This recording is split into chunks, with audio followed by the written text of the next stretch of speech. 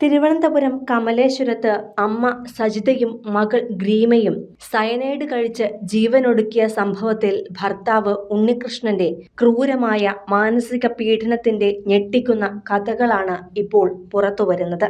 6 വർഷം കിണഞ്ഞ് പരിശ്രമിച്ചിട്ടും തനിക്ക് PhD പൂർത്തിയാക്കാൻ കഴിയാത്തത് ഭാര്യ ഗ്രീമയുടെ ഐശ്വര്യക്കുറവ് കൊണ്ടാണെന്ന് ഇയാൾ നിരന്തരം കുറ്റപ്പെടുത്തിയിരുന്നു.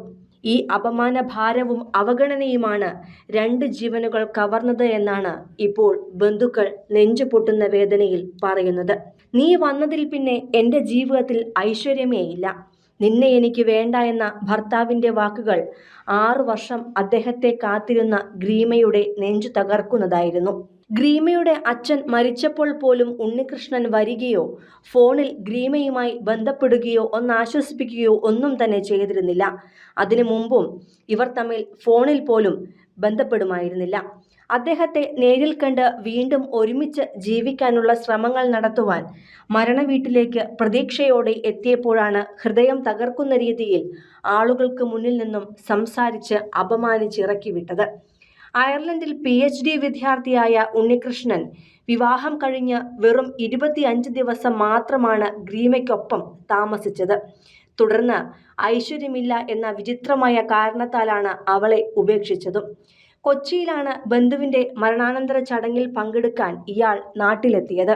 വിവാഹം കഴിഞ്ഞ് 25 ദിവസത്തിന് ശേഷം അയർലൻഡിലേക്ക് പോയ ഇയാൾ ഒരിക്കൽ പോലും പിന്നീട് നാട്ടിലേക്ക് തിരിച്ചെത്തിയിരുന്നില്ല.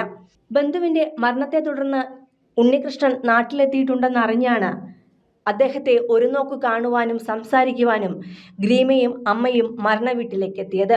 എന്നാൽ അവിടെ വെച്ച് പരസ്യമായി ഗ്രീമയെയും അമ്മയെയും അധിക്ഷേപിക്കുകയായിരുന്നു. തിരികെ വീട്ടിലേക്ക് പോകാനൊരുങ്ങവേ ഉണ്ണികൃഷ്ണനോട് യാത്ര പറയാൻ ചെന്ന ഗ്രീമയെ ബന്ധുക്കളുടെ മുൻപിൽ വെച്ച് തന്നെ ഇയാൾ ആട്ടിയകറ്റുകയായിരുന്നു. നീ ആരാണ്, നിന്നെ എനിക്ക് ഇനി വേണ്ട എന്ന ഉണ്ണികൃഷ്ണന്റെ വാക്കുകൾ കേട്ട് അമ്മ സജിത തളർന്നു വീഴുകയായിരുന്നു. ഈ വാക്കുകൾ നൽകിയ മുറിവാണ് ഇരുവരെയും മരണത്തിലേക്ക് നയിച്ചത് എന്നാണ് ബന്ധുക്കളുടെ മൊഴി. ഗ്രീമയെ വിവാഹം കഴിച്ചു നൽകുമ്പോൾ 20 പവനിലധികം സ്വർണവും വസ്തുവും വീടുമെല്ലാം നൽകിയിരുന്നു. പക്ഷേ ഉണ്ണികൃഷ്ണൻ ഇതൊന്നും എടുത്തിട്ടില്ല. 25 ദിവസം മാത്രം കൂടെ താമസിച്ച് മകളെ ഉപേക്ഷിച്ചതിലെ അപമാനം താങ്ങാനാകുന്നില്ല എന്ന് സജിത ബന്ധുക്കൾക്കയച്ച അവസാന വാട്സപ്പ് സന്ദേശത്തിൽ പറയുന്നുണ്ട്.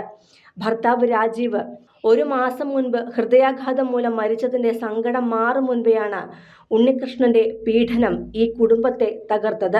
അച്ഛൻ രാജീവിന്റെ മരണശേഷം എങ്ങനെയെങ്കിലും മകളുടെ ദാമ്പത്യം കൂട്ടിയിണക്കുവാനായിരുന്നു സജിതയുടെ ശ്രമം. എന്നാൽ ഉണ്ണികൃഷ്ണന്റെ വാക്കുകൾ ആ പ്രതീക്ഷകളെല്ലാം തകിടം മറിക്കുന്നതായിരുന്നു. അമ്മയും മകളും ജീവനൊടുക്കാൻ ഉപയോഗിച്ച സയനൈഡ് എവിടെ നിന്ന് ലഭിച്ചു എന്നതിൽ തുടക്കത്തിൽ ദുരൂഹതയുണ്ടായിരുന്നു.